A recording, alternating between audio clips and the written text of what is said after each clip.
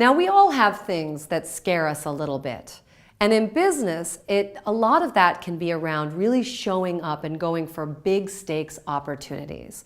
Now, maybe that's a TED Talk, maybe that's asking your boss for a raise, maybe it's sharing your big idea in the boardroom.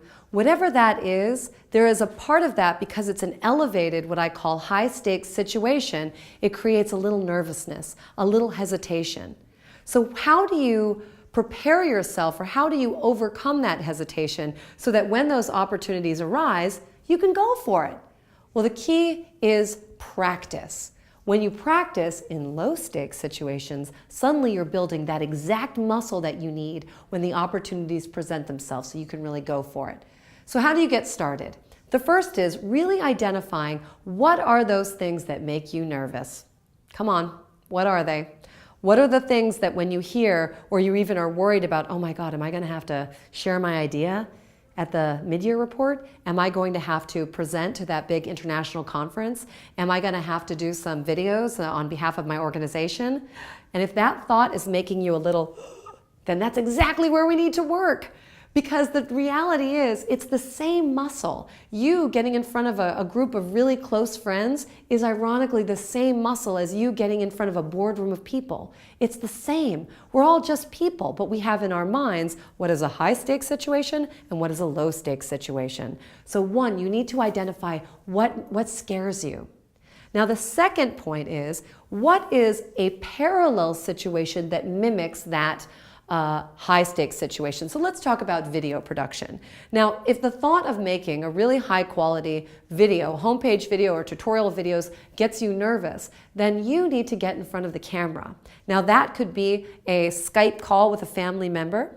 It could be FaceTime. It could be any tiny little lens in which you put yourself there, you think about what you want to say, and you speak.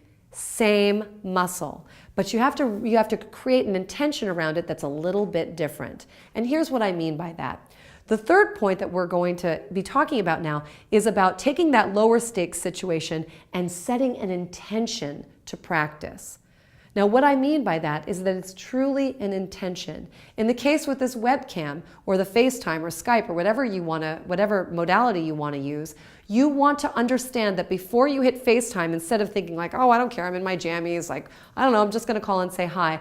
I want you to think in advance what you look like on camera. I want you to, whether you want to think about your lighting, I want you to think about what you want to say. Even if it's a family member, they might never know that you're practicing. Who cares? This is for you. So think about what you want to say in advance, pretend in your mind that it's a higher stakes situation, and just give it a go. Why is this important?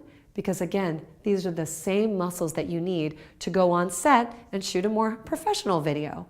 And when you practice more and more and more and more, you develop an ease in front of the camera. And that ease will translate to when you go to a different environment and all of a sudden you're speaking in front of an audience of what could be millions.